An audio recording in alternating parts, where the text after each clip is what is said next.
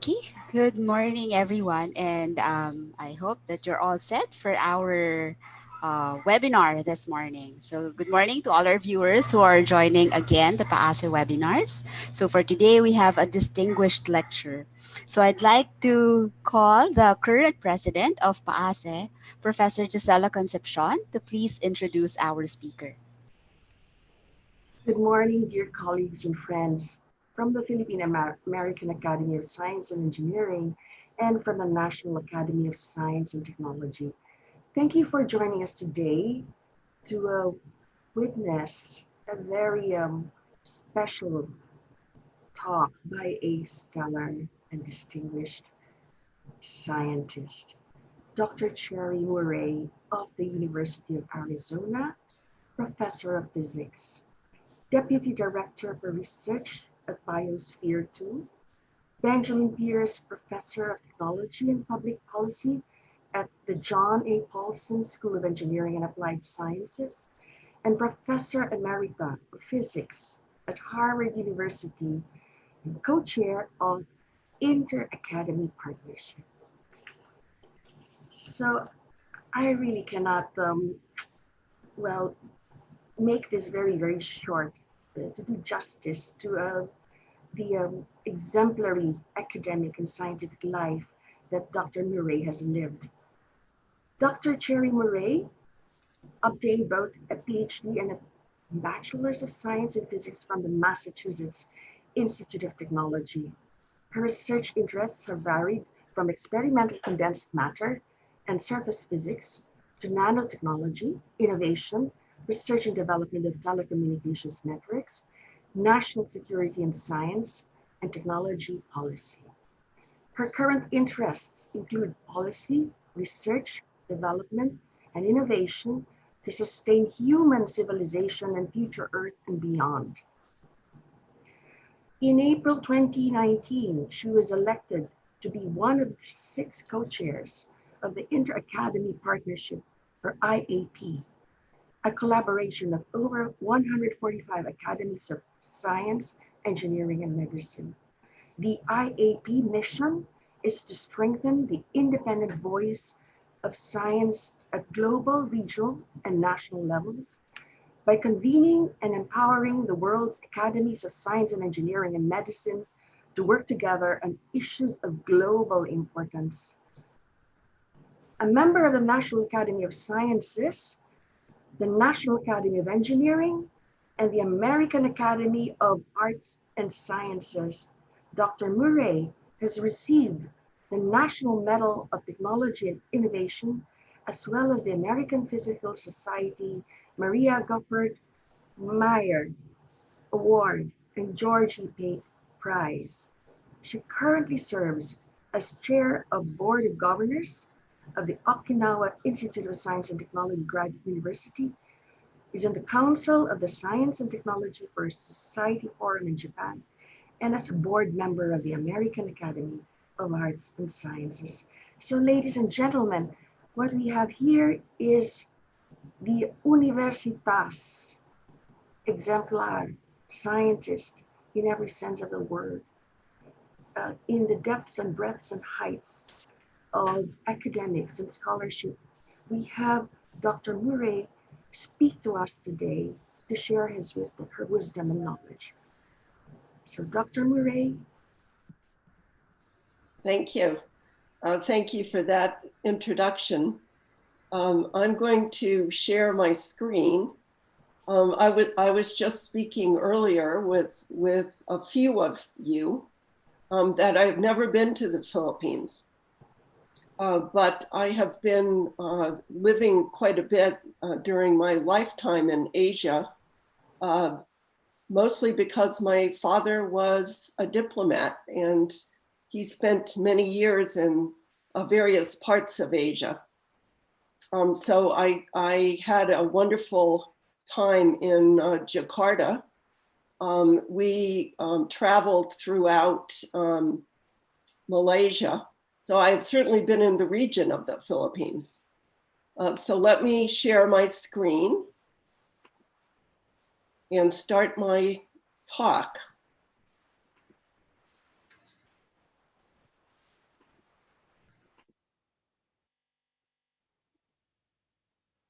Very good. So I have recently moved to Arizona from Cambridge, Massachusetts, and have become Deputy Director for Research at Biosphere 2.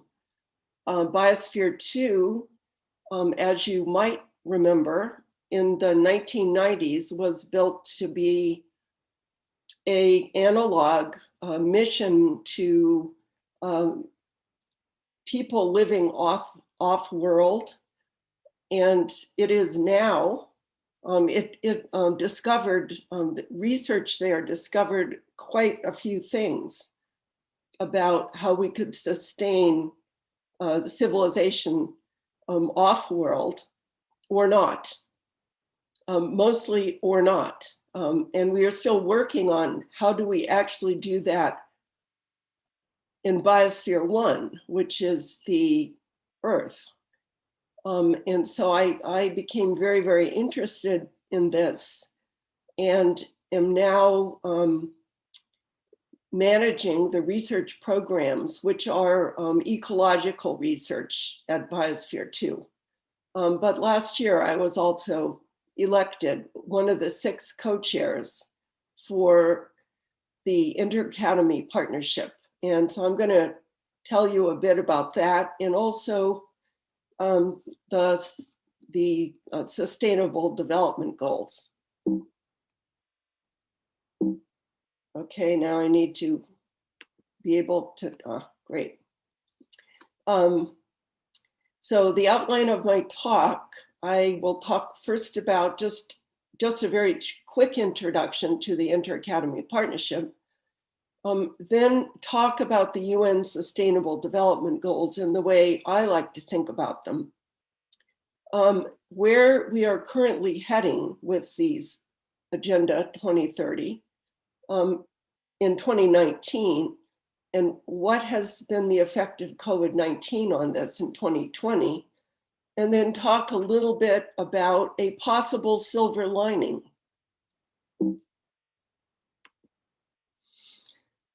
So first off, why is international science cooperation essential?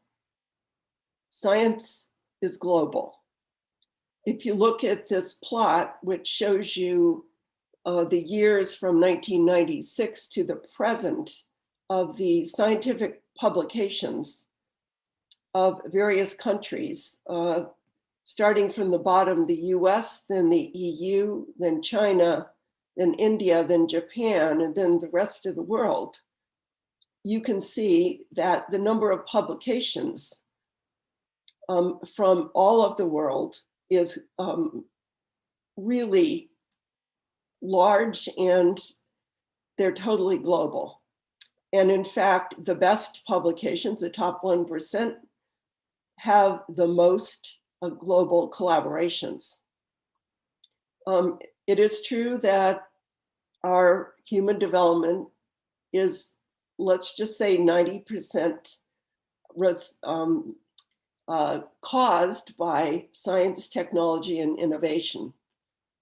Certainly there have been reports of, on the US economy, at least 75% is due to science and technology, possibly more now in the digital age. And there are critical policy issues that must be informed by science, and these are global. For example, on the left-hand side at the bottom is science needed for policy, climate change mitigation and adaptation, COVID-19 and future pandemics, biodiversity loss, deforestation, and I would say ocean pollution, and then AI, robotics, and what on earth are we going to be like in the future? There's also policy for science where scientists need to be involved, such as ethics, for example, genetic engineering of humans, open science, inclusive science, biosecurity and synthetic biology, and how to deal with scientific refugees. Today, more decisions that policymakers and governments need to make require science understanding and advice. And we are, of course, inundated with ever-present fake news, deep fakes, pseudoscience in the social media. And I will point out that the social media are a result of science, technology, and innovation. We have a resurgence of nationalism and populism on every continent, not just in the US, not just in the Philippines. And this really hampers global cooperation, harmony, and sustainable development. So it's critically important that scientists around the world work together. And I have been very pleased to see the amount of global cooperation in COVID-19 research and development in the scientific community, despite political pressures otherwise. The Inter-Academy Partnership has 140 national academies in sciences, medicine, and engineering. The Global Young Academy, which links to national young academies worldwide, and 4 regional networks, which are on the slide here, and over 30,000 of the world's most respected scientific, medical, and engineering leaders in over 100 countries.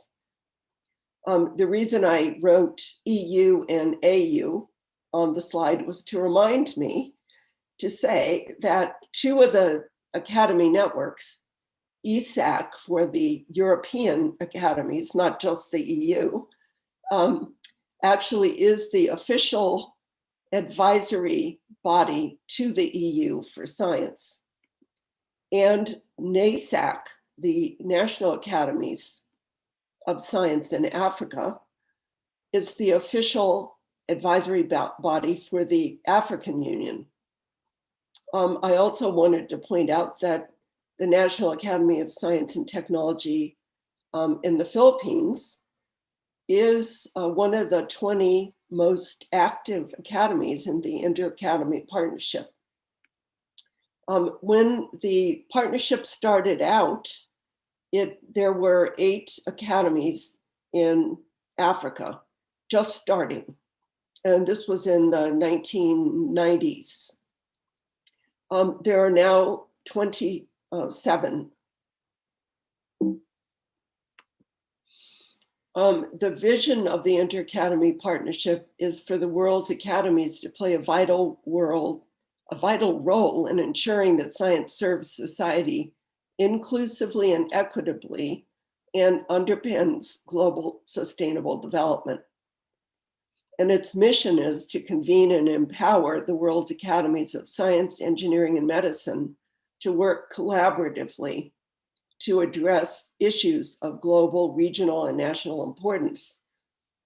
The strategic objectives, which were adopted in the General Assembly in South Korea in 2019, was to build the capacity of and empower regional networks of academies and their national members. So for example, helping new academies to get established and helping them to provide scientific advice to their governments, and regionally and globally provide advice to the UN, for example, and to provide this advice, which is independent and authoritative, and to communicate the importance of science, engineering, and medicine for education, literacy, public discourse, and outreach. So for example, in capacity building, the academies got together in this project to inform global policymaking with focus on the sustainable development goals. There was a guide to the SDGs showing a guide to the very complex United Nations system and what academies could do there was also a very similar project for the African academies. A major study, which was a consensus report, very similar to what the National Academies of Science, Engineering, and Medicine at the US does, but far more global to regional to local in nature, was the Food and Nutrition Security and Agriculture Project, which is a 3-year project funded by the Federal Ministry of Education and Research in Germany. And it studied the issues which are severe in food security throughout the world. A very influential project. And then there's a Global Science Education Council developing a program, and several programs actually, but one program funded by the Smithsonian Science Education Center and the Gordon Moore Foundation of the US, provides inquiry-based science education modules. The Inter-Academy Partnership, or IAP, is the reviewer for these and provides translations worldwide for pilots of these projects that are inquiry-based and community-based science. Really very, very impressive. There's one on the right labeled food that works off the food and nutrition study and the SDGs lined behind it.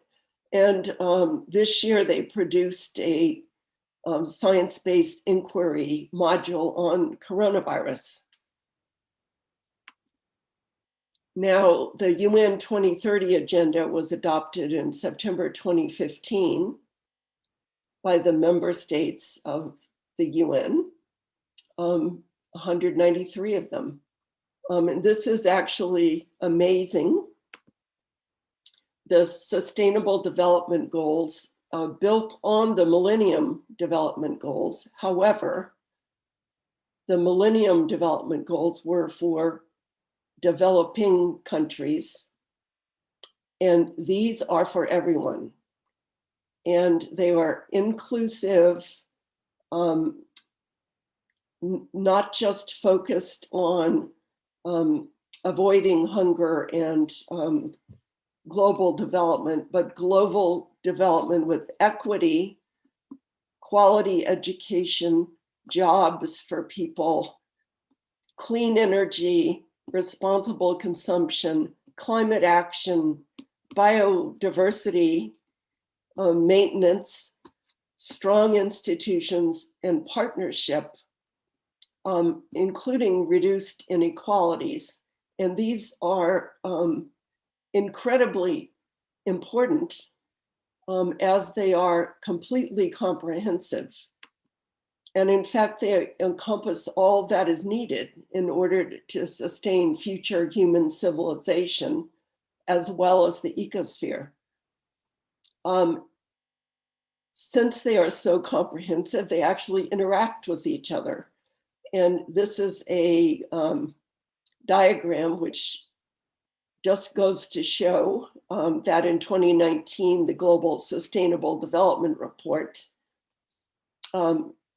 which looked at how we are doing in 2019, looked at both the blue and the orange interactions, blue being positive feedback, orange being negative feedback from the goals influencing other goals. So the influencing goals are on the vertical axis. So you can see there's quite a bit of interaction among them, not surprising, as human civilization and the ecosystem of the earth are both very large systems and they interact with each other. I like to think of, and I recommend this report by the International Institute for Applied Systems Analysis, called the World in 2050 report. They do one, first one was in 2018, and this is from that report. This is looking at the Sustainable Development Goals as a series of parallel transformations that human civilization and the earth is going through. Instead of thinking of a single transformation, all six of these are we are going through all of them at the same time. The Agenda 2030 is attempting to harmonize these transformations for the good of, let's just say, prosperity for all, social inclusion, sustainability of the biosphere, and resilience to future shocks. So we are all undergoing a human demographic transition, a digital revolution, which I would also like to broaden a bit to say the fourth industrial revolution, definitely an energy transition.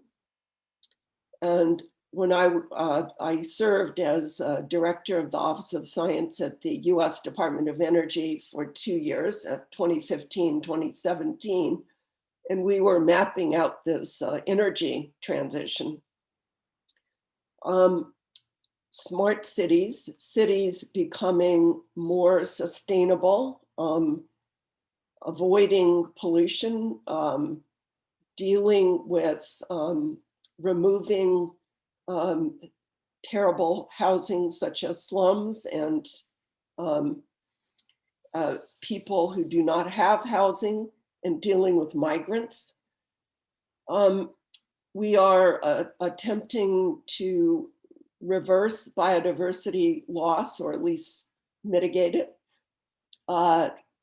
do something about sustainable farming and fishing, and helping the biosphere become more resilient. And at the same time, we must, and we have not done very much in consumption and production, called the circular economy. But all of these and the numbers next to them are the Sustainable Development Goals, all fit within this framework. And the point of looking at it this way is many people are looking with one lens, for example, of the energy transition, but not what effect that will have on the human demographics or consumption and production. We have to look at them in harmony. And the transformations are synergistic between them. As I said, this is a complex system. Also, I like to point out to our government that attaining the Sustainable Development Goals, Agenda 2030, even if it is pushed out a little bit into the future, is necessary for global security and resilience of all human civilization, including the US and developed nations. We are seeing increased economic damage from climate shocks, even now, looking at the wildfires in Australia and in the Western US at the moment. Very intense hurricanes in the Pacific, in the Atlantic, desertification and sea level rise. And we are seeing now climate-induced migrations. Our oceans and land and air is polluted. And we need to reduce this. It has incredible effect on both the ecosystem and human health. Biodiversity loss will lose us important compounds for new medicines in the future, as well as food resiliency. And wouldn't it be nice if we had efficient use of resources instead of conflicts over resources? Inequality has been definitely brought to the forefront during COVID-19. We would have reduced unrest and conflicts due to inequality if we reduce it. Also reduced economic and conflict-induced migrations.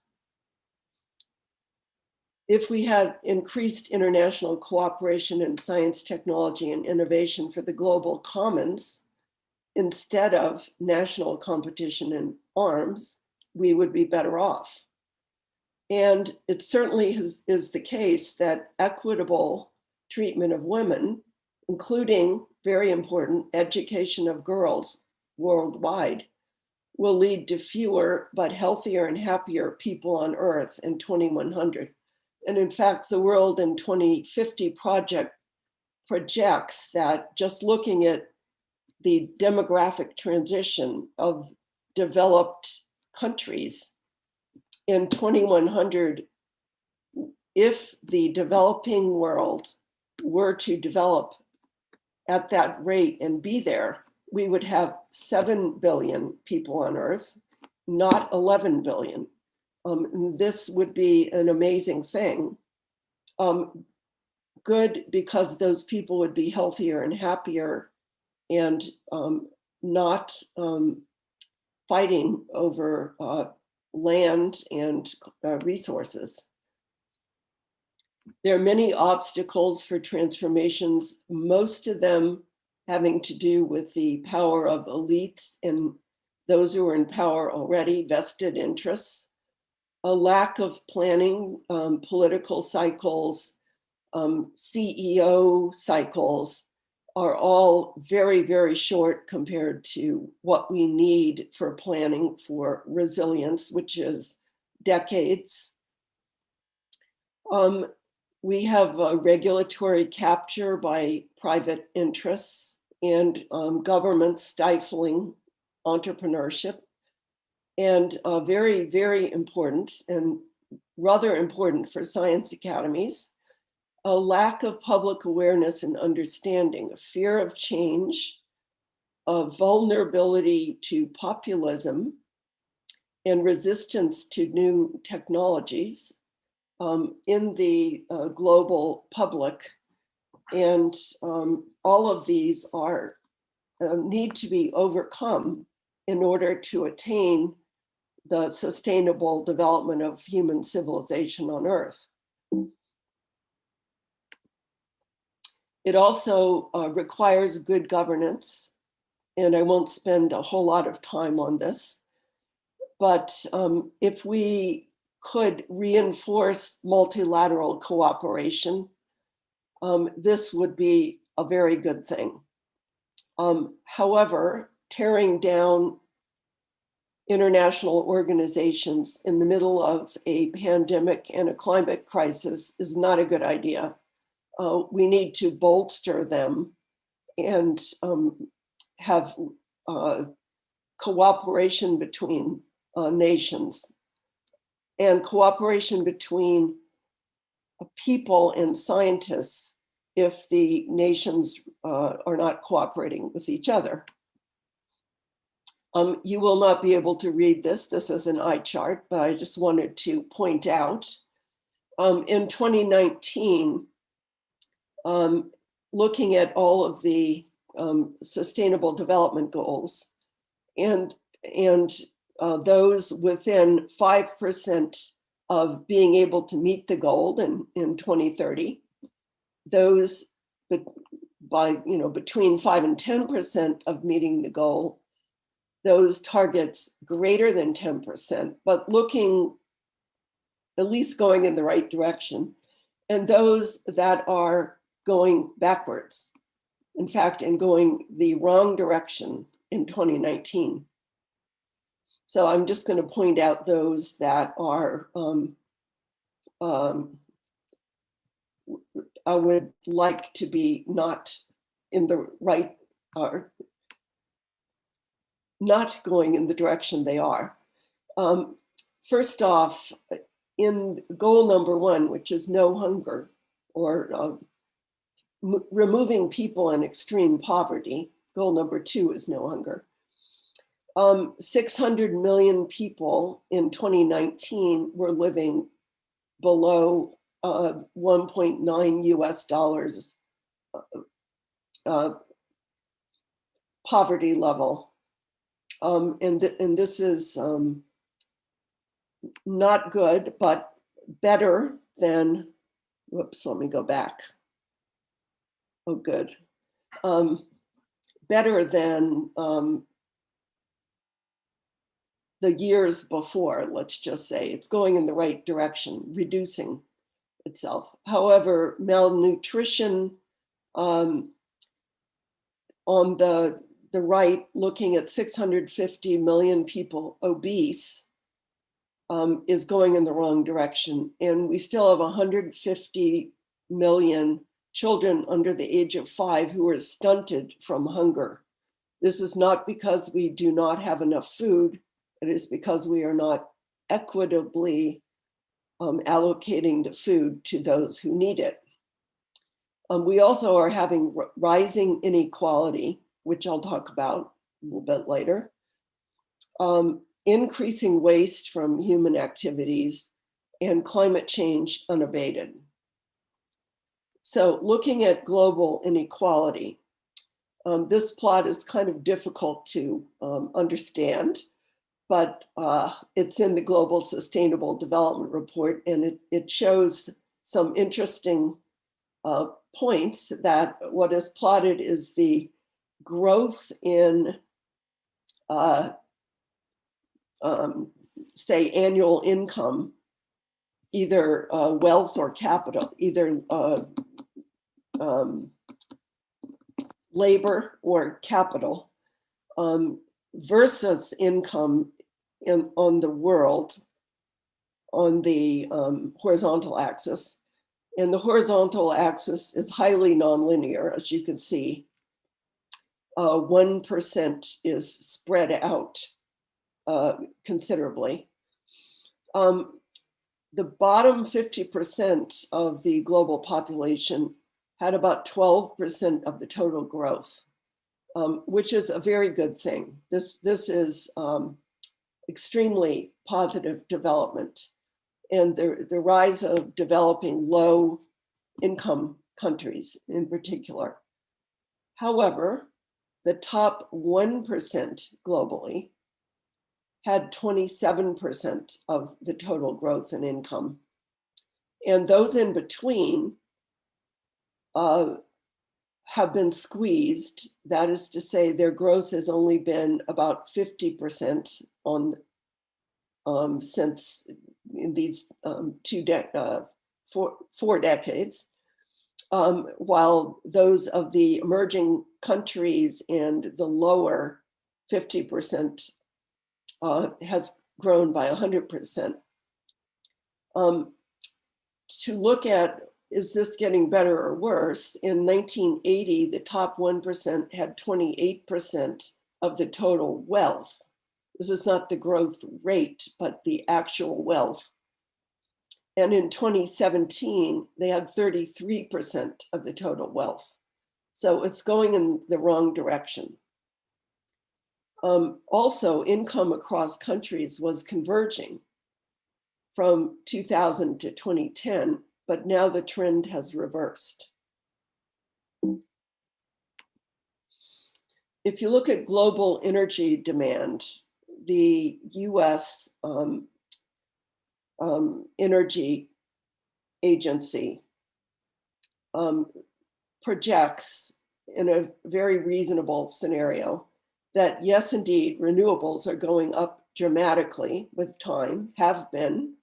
There's still a very small part of the primary energy consumption of the world. And however, coal and petroleum and natural gas, coal and petroleum being the more worrisome because they are more polluting in terms of greenhouse gases, are projected to continue to rise. And this is mostly in the developing world.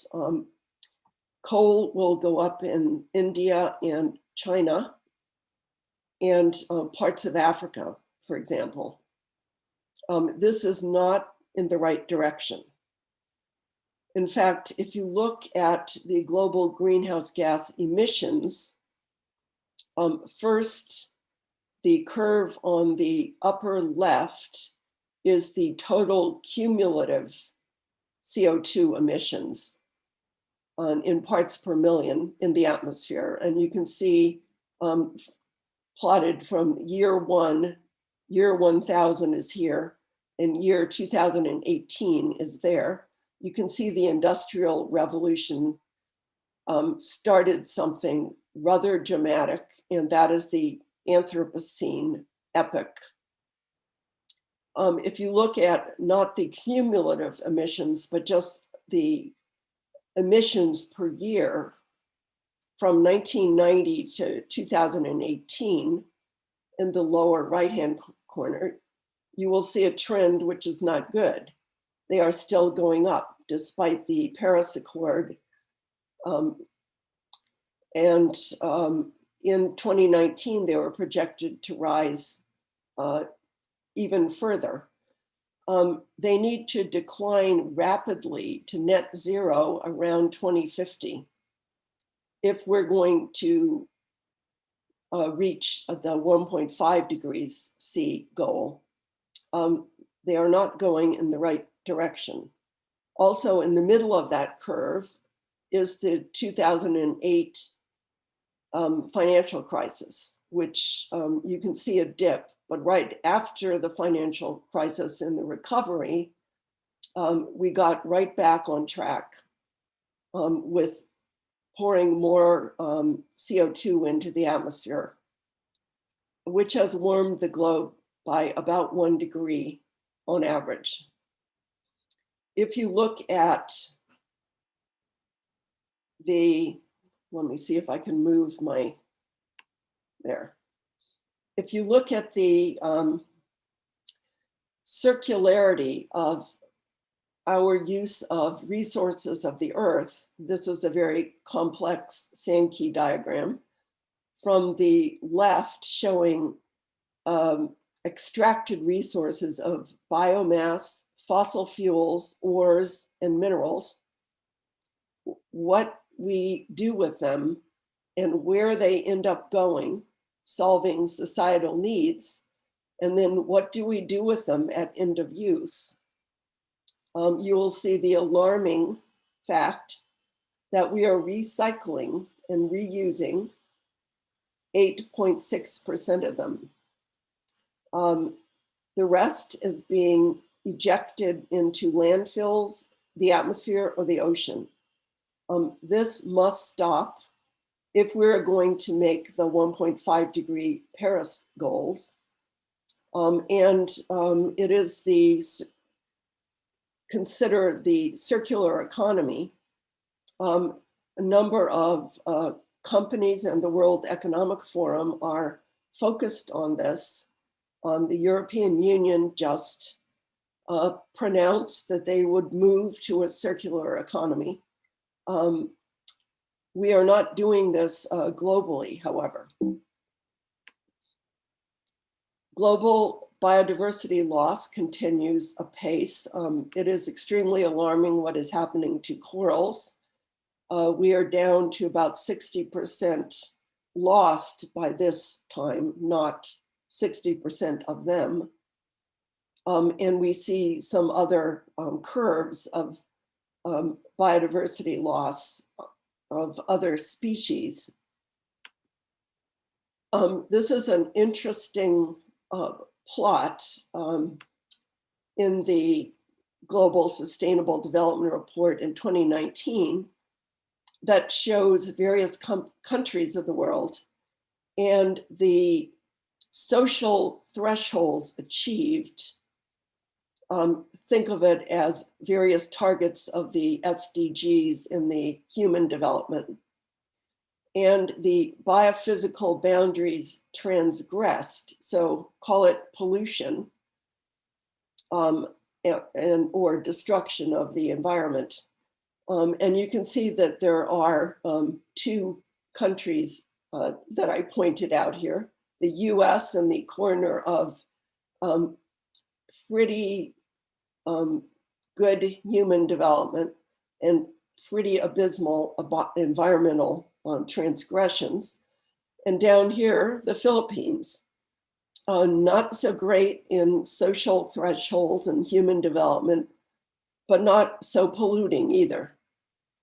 The country I was going to point out that is closest to where we need all to be by 2100 is Vietnam. And that is in this corner, 6 and 1 here.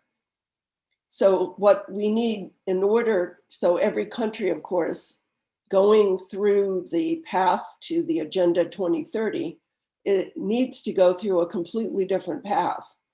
The countries who are developing in this corner do not need to put themselves on a polluting goal that the developed countries have already undergone. They can build a circular economy and use resources in a reasonable way, while these countries who are already developed need to completely transform their economy. Okay, so now 2020, what has COVID-19 done to meeting these targets? This is a plot, and this is in the United Nations Development Program publication listed here. That was published in May, looking at a human development index since it was started in 1990 here in the left hand of the horizontal axis to 2020. It has been positive in every year except for 2020. Even through the global financial crisis, we have managed to keep a positive human development index, moving development forward until this year. And in fact, it may be 100 million people pushed into the poverty level on top of the 600 million already. This assumed that there would be a fast recovery in the second half of 2020, which I don't believe will happen. So it will actually push it more negative because it includes the education of children, which has been radically changed in the developing world, in particular, without access to internet. There is a silver lining, however, and that is you can see that the CO2 emissions is the largest ever during the lockdown. It is way larger than World War II, the oil shock in the 1980s, or the financial crisis. It, in fact, fell 8% and perhaps even more. What happened worldwide was people in Delhi, India, could actually have clear skies. Pollution was dramatically reduced. Question for the world is, can we take advantage of this crisis? The world oil prices at one point during the COVID-19 crisis went below zero. ExxonMobil the largest energy producer of the US, was taken off the S&T 500 because its market cap shrank so much. Oil is still being pumped out. However, we can do something about the energy transition, as pointed out by the International Energy Agency, to build back green. I will point out that the fiscal stimulus so far is greater than 8 trillion US dollars. And it shows you, this is the direct spending and the loans and guarantees by April of, depending on the Human Development Index, so the developing nations and the developed nations. And you can see that some nations are spending up to 20% of GDP on stimulus. If you look at estimated costs of the transitions for Agenda 2030, they are comparable to this fiscal stimulus spending. And in fact, speaking of the number of children who are removed from school during this crisis, the bridging the gap in internet access between the low and middle income countries and the high income countries is only $100 billion. The Global Sustainable Recovery Plan of the International Energy Agency, they claim to be $3 trillion. The EU's circular economy plan is about 120 billion per year. The UN development programs estimate at the infrastructure needed to end extreme poverty and educate all children is $5 to $7 trillion per year. If we need about 10 trillion per year, let's just say, this is 7% of the 2019 global GDP.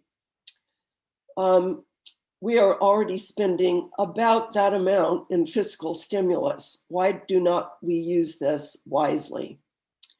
I wanted to point out here that the crisis estimate for loss of global GDP is about 3 to 6%.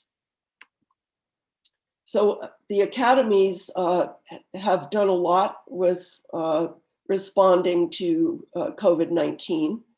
IAP has written a number of letters. Here's one, for example, open letter to the UN with many academies across the globe, including the pontifical academies, on health inequity, global green recovery, extremely important, and a number of other issues.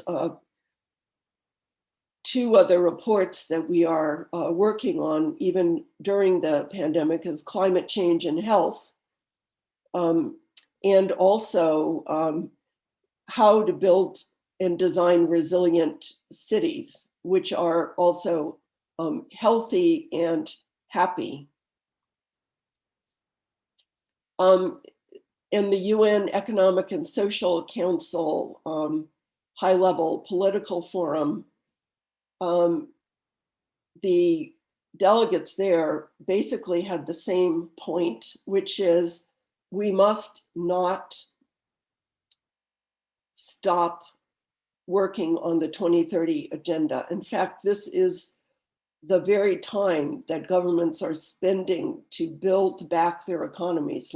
Let's build them resilient and sustainable.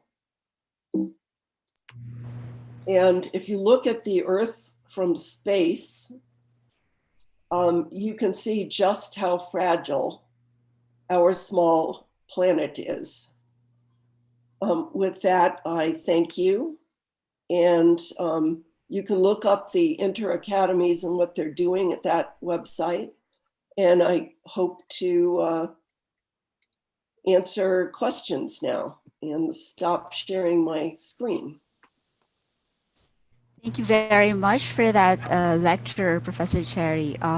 Yeah, before we move on to the Q&A, so I'd like to call Dr. Joel Coelho to say a few words. All right. Cherry, thank you so much for your talk, which I found very panoramic and, of course, quite enlightening. And thank you again for agreeing to speak with the Philippine American Academy of Science and Engineering. The first question I have is, I'm aware that the development model that most countries are adapting today, particularly the emerging economies, are the same development models that the European countries adopted back in the 1700s, the United States adopted, and the same thing with China, in the past 2 or 3 decades as well. And part of that is part of the consequence is the global problems that we have today. One instance is climate change. And so there is really a need, as you pointed out, that the emerging economies today need to adopt a different model, which is more based on circular economy, so that we don't exacerbate the kind of global problems that we have. And you pointed out Vietnam as a case in point. I'm already very fascinated about Vietnam. Now I'm more fascinated about it.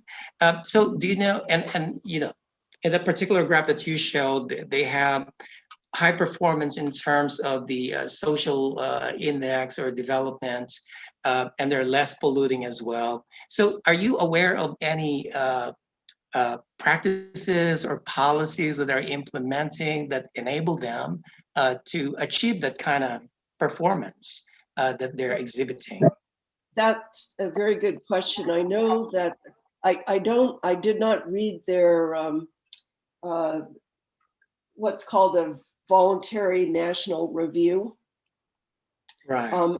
But I do know that they have major projects in protecting mangrove, which is extremely important for biodiversity, but also for climate change mitigation, because they sequester a lot of carbon.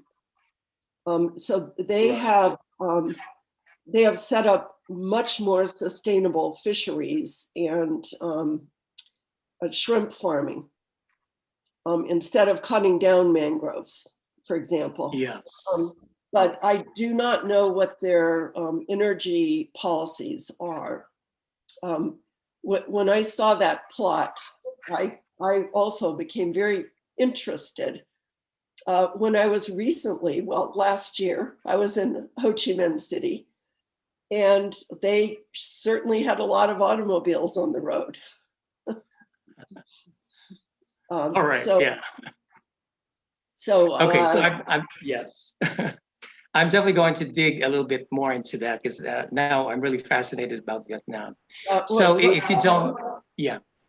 Yeah, I was just going to say one of the things that is, I would say, a silver lining for the developing countries is that a lot of cost reduction has gone into energy technologies that are not polluting.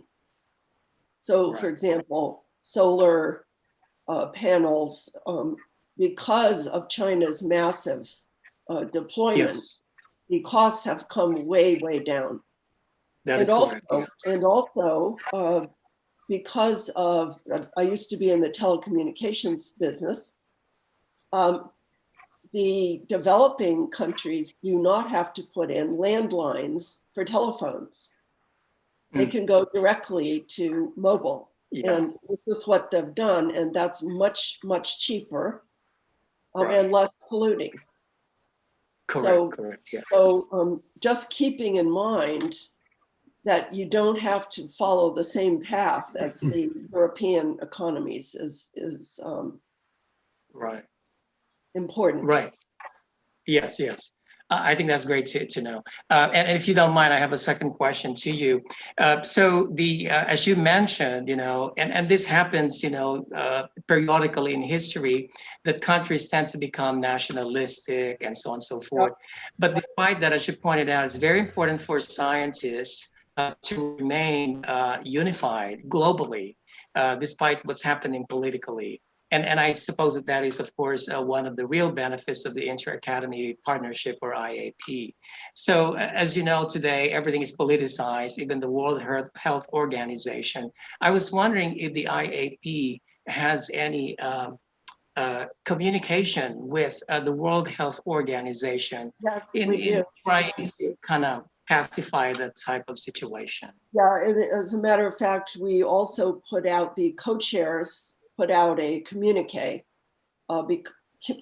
Let's see, we can put out academy statements, but that requires ratification by 2/3 of academies. So they are not exactly with 144 academies.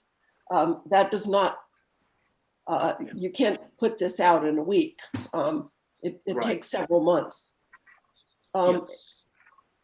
Communiques are ratified by the 6 co-chairs.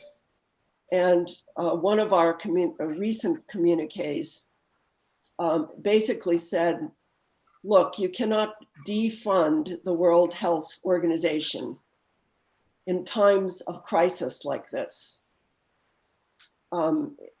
It is just remarkable. I mean, Yeah.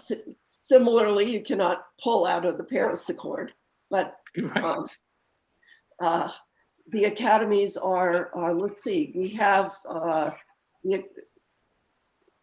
Iran is a member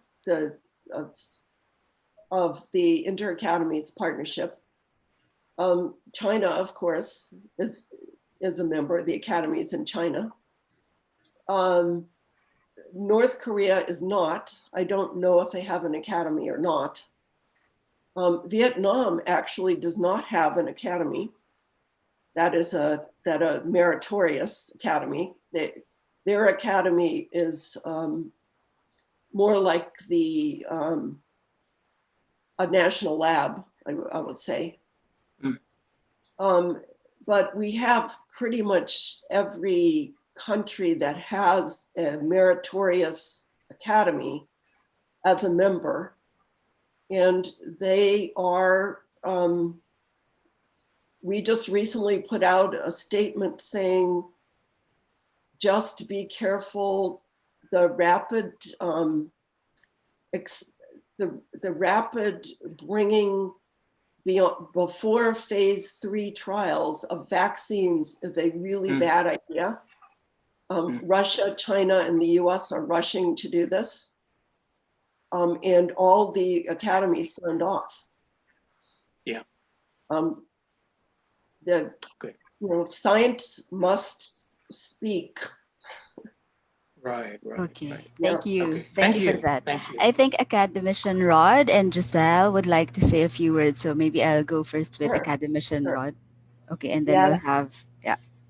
thank you very much for that excellent presentation. I agree with Joel that it was panoramic and very enlightening. And I'd like to mention that you really did a very good job in showing the very important transformative areas. And I just noticed that life underwater, which is number 14, well, because primarily 14 is so limited. It's life underwater, meaning covering everything in the water, in the marine, and all the water environment in the globe. But then I think it should be given more importance. Like for example, be considered in the consumption, production, in the smart cities, because Absolutely. many are coastal. Many cities are coastal, and even in the decarbonization and energy patterns. So again, I thank you very much for that wonderful presentation. I Yeah, have to go. I have another meeting. I would listen a bit, but that's I have to okay. go. Thank you very Well, much, Cherry. I will very be nice to citing. meet you. I'll be citing many of your statements. All right, Thank you. Thank you excellent. very much. Thank you. Okay, Giselle? Professor Cherry, thank you so much for that enlightening talk. I wanted to make a comment about mangroves because I just gave a talk the other day to celebrate the 80th birthday of one of our members in PAASE and NAST, who is with the NASA Goddard. And it is about mangroves and shipworms that are major agents to bring back energy from terrestrial to the marine environment. So I'm from the Marine Science Institute, like Redora, but my question to you today is not so much on energy per se, but on food and nutrition for our children and Yes, the way it can be used to also boost health and wellness and immunity to disease. So I would like to emphasize the need to look into constructive measures to deal with the economy and health, which are so greatly intertwined in this time of COVID-19. So in the yes, Philippines, you might know, Sherry, that an average farmer, coconut farmer, only earns 6,000 pesos or over $100 a month. And among us in PASE and our political allies, we aimed to increase that to about 15,000 or $300 a month. And I think that addressing the problem of agriculture and aquaculture for fishing communities, it's even less than that. Then you would hit so many birds with one stone, boost agriculture, agri-manufacturing, as well as provide the food, the much needed food and nutrition for our children, who, if we do not attend to, would really not addressing the problem of hunger and malnutrition of our children would have a very, very negative amplifying effect on human civilization. I completely agree. So, I, I, I did not say, because I was trying to keep my talk reasonably short. And yes, as you know, it is kind of panoramic to talk about the entire globe. But food wastage across the globe is about 40%. 40% of food grown is wasted. It's wasted differently in the developing world and in the developed world. In the developing world, food cannot get to market. And therefore it's wasted before it can actually, it rots before it can get to market, because transportation is so difficult. And as you point out, farmers do not make a income that is sustainable, and that needs to change. In the developed world, people buy too much food and then throw it out. And this is a problem in obesity, because they don't buy nutritious food. If they're poor people in the developed world cannot afford nutritious food. They buy a very unnutritious staples and eat it and become obese. And this is a growing problem. So I agree with you.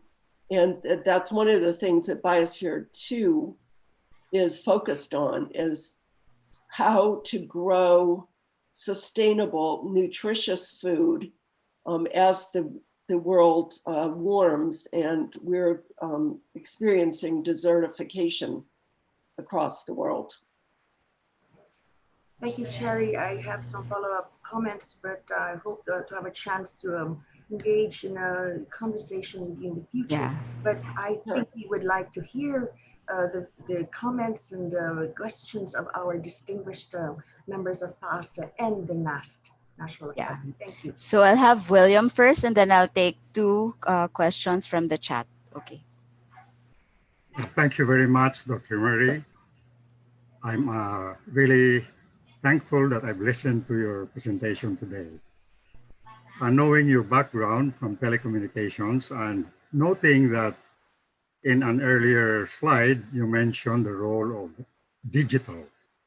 Yes, I wanted your opinion or your comment on perhaps highlighting the digital transformation and perhaps together with that, the smart cities as perhaps an enabler of the many things that we want to do in the absolutely. other transformations. Yes, absolutely. It is essential. We let's see, the Sustainable Development Goals are putting a framework around these transitions that were already happening in the world. So, for example, digitalization, and that doesn't just mean everybody on the internet, but it also means artificial intelligence, robotics. I would include in that bioengineering and synthetic biology. And using big data and artificial intelligence to make decisions very quickly is going to be extremely important in developing nations, creating their path to sustainable development. Most, I'm going to say, I don't know what it is in sub-Saharan Africa, but over 50% of people on Earth own a cell phone. In sub-Saharan Africa, that is the place least of least cell phone ownership. It's still pretty large. People who don't have electricity have cell phones, and cell phones are used to buy things. It's completely transforming. Cell phones are used for identity in India, for example. And it's transforming society in both good and possibly bad ways, if you are worried about privacy, but definitely in good ways, as it is bringing the ease of communication to people who don't even yet have electricity. Okay. Critically important in smart cities as well. Yeah. Thank you. Thank you very much. Could I just follow up just one small question?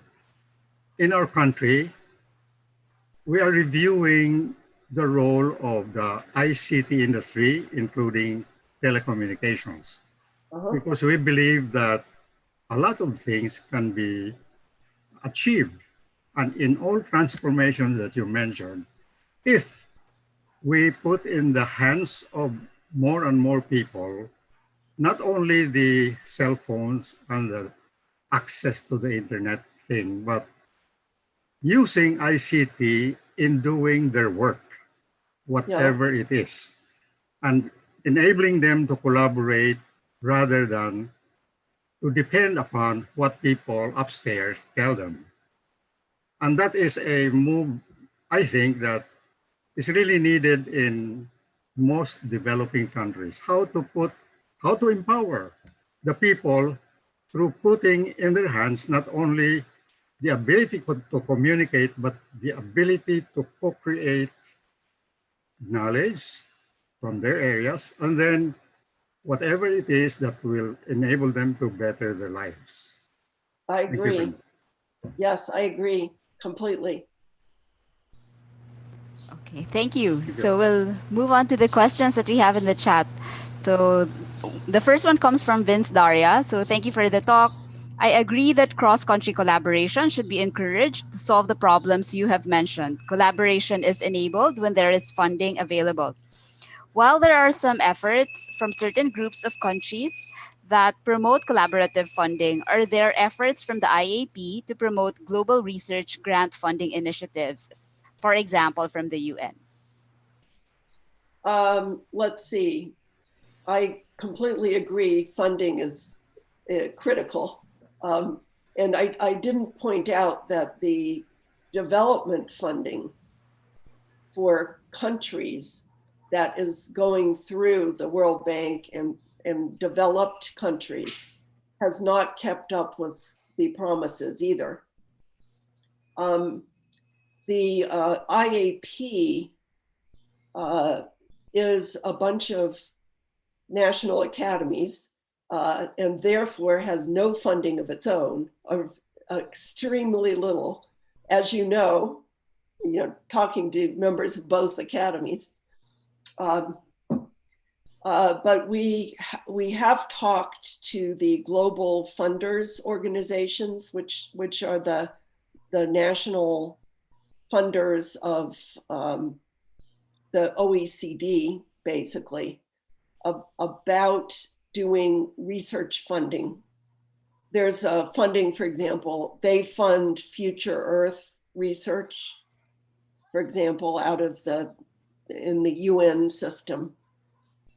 But we do studies, and like all academies are scraping by with a very little money ourselves. Okay, thank you for that. The next question comes from Diana Aga. So, thank you for the great talk. For the US, how will the model for carbon emission be affected when California has its own policy regarding carbon emission? For instance, California plans to ban the sale of new gasoline powered passenger cars and trucks starting 2035, while our current administration is still pushing for coal. Yes, I predict lawsuits. But California is a huge economy, and its regulations affect automobile makers, for example, sufficiently that it does affect the other states in the US. Okay, so thank you for that. The next one comes from Julius of the OST. So the pandemic has inevitably made countries look at their self-sufficiency and self-reliance to produce what they need, especially with borders becoming less porous. This is very natural and predictable in emerging economies' survival strategies. Does this antagonize the global integration perspective or trajectory, or does this not offer yet another model to both survive in the short term and grow in the long term for economies and states? Yeah, I don't think that it is, well, in the very short term, it might be negative, but in the long term, I think it is worthwhile for localities to be as sustaining as they need to be. And by that, I'm talking about food and medicines. The global Keynesian economics of you only do what the market allows does not work for local people who have to feed themselves and have their children educated. Cities in the future will need to grow more of their food, for example. You cannot rely on food being transported to cities the way we have been. What that means, for example, in Singapore, I'm well aware, is that you build 20-story buildings and put food farms inside. Those are a controlled environment food farms with LED lights. It's, I think, going to make people happier because they will be closer to nature, and they will know that they have the supplies that they need, and it will be more sustainable in the long run. Right. Thank you for that. The next question comes... Cherry doesn't know it, but Cherry, that's part of my research. Oh, really? Agricultural, vertical farms, yes. So the next question comes from Lisa Verata. So thank you, Dr. Murray, for your presentation. Any thoughts on how countries could strike a balance between developing more sustainable agriculture to feed their citizens while maintaining the biodiversity of our forests and marine environment? Yes, that's of course extremely important. It has been shown in fisheries that overfishing is a really bad economic means of fishermen staying, either getting food or fishermen staying in business. So you have to manage the fisheries so that the fish can have some time to grow and um, enough fish can grow back so that you can then fish a few of them. Similarly, farming needs to keep the uh, the first growth forests as large as possible, and um, use sustainable farming methods that does not end up polluting the water table and soil downriver. And this is doable. It has been shown to be doable. It is not completely consistent with large scale agro business, but that is also damaging the earth, and we will need to rethink what agro business is. If it's small scale farming, it's completely consistent. When you get to very large scale agro business, it's we have to rethink that. Thank you. So the next question comes from Chris Monterola. So thank you, Dr. Marie. It was indeed an enlightening talk. Can you comment more on the balance needed between financial intervention and organic? Can I, excuse Can me? you, I'm sorry, can you comment more on the balance between financial interventions and organic interventions? Um,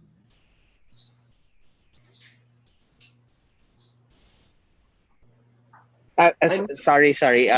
Okay. K. Yes. what, Actually, there is a what's continuation with happening? that Oh, okay. question. Sorry. Ah, Okay. Maybe you can just, yeah, maybe you can aha. just say it, Chris. So essentially, the balance between financial intervention and the organic tendency of various facets of society to meet the SDGs. So when I say organic intervention, I was thinking about the natural The tendency of natural ones. Yeah.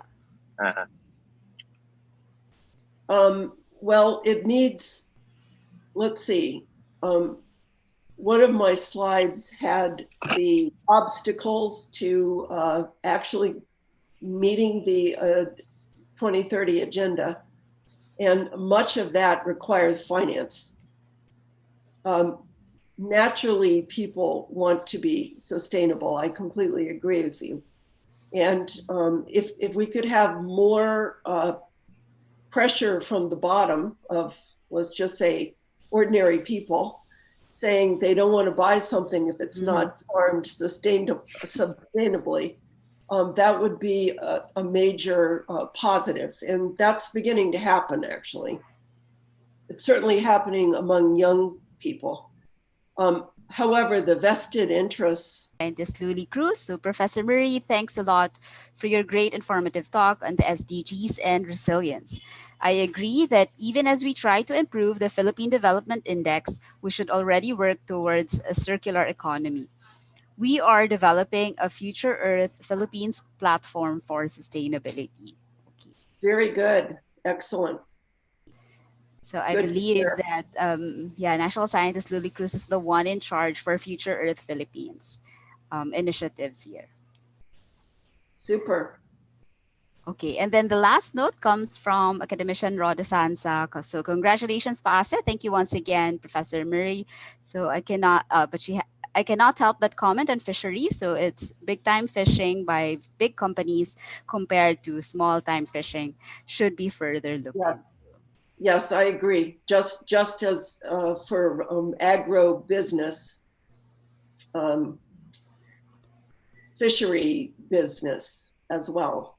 Yeah, yeah. Maybe I want to ask you about something. Can you comment on what do you call this like the rebound effects, so for example circular economy and trying to bring down maybe carbon intensities of energy. Do you have any thoughts on the rebound effects wherein Yes, consumption patterns yes, tend to increase because that they is, feel like yeah.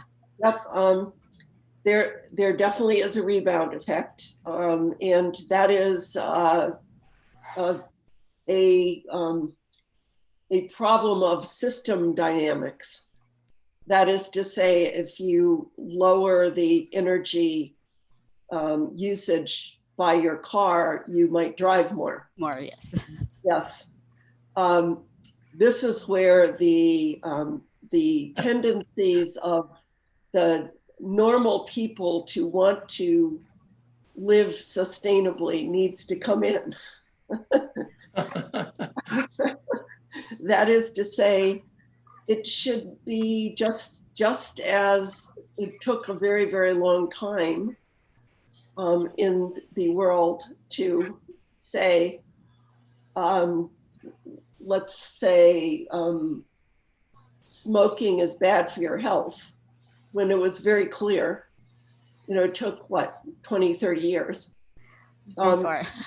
yes, people will look at other people smoking by them as if they're doing something wrong because secondary smoke is bad for you. Well, secondary carbon emissions is also bad, right? We need to have that in millennials and Gen Z certainly have that attitude. So that's a positive thing. Okay, thank you very much for that, and I think the social sciences will really play a big part, Very, um, very big.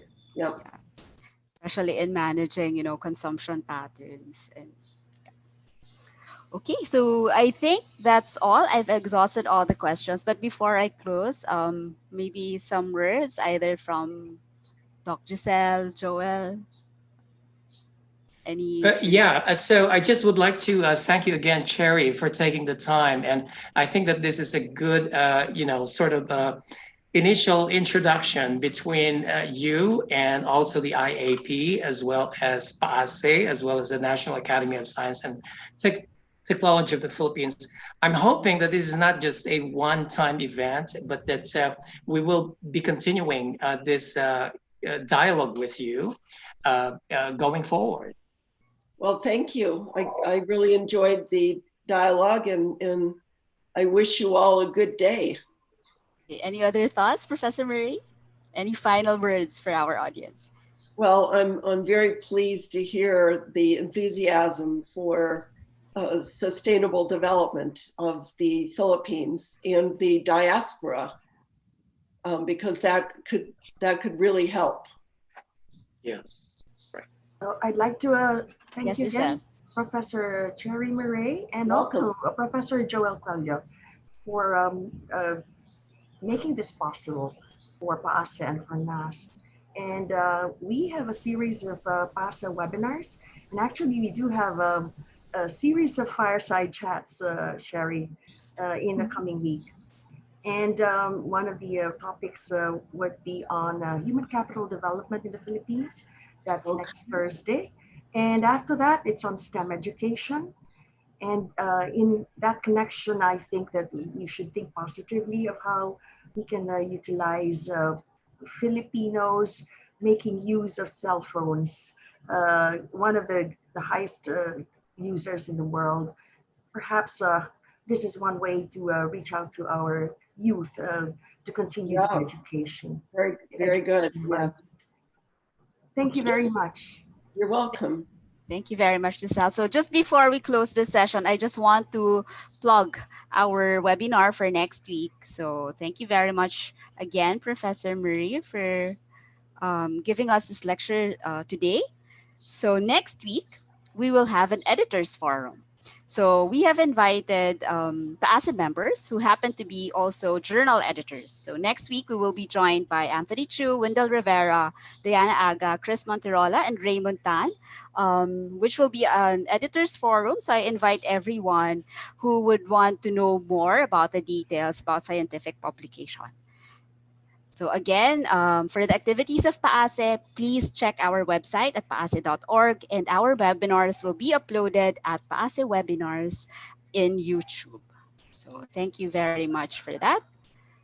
So if there's nothing more, thank you everyone for joining us. Have a good day ahead.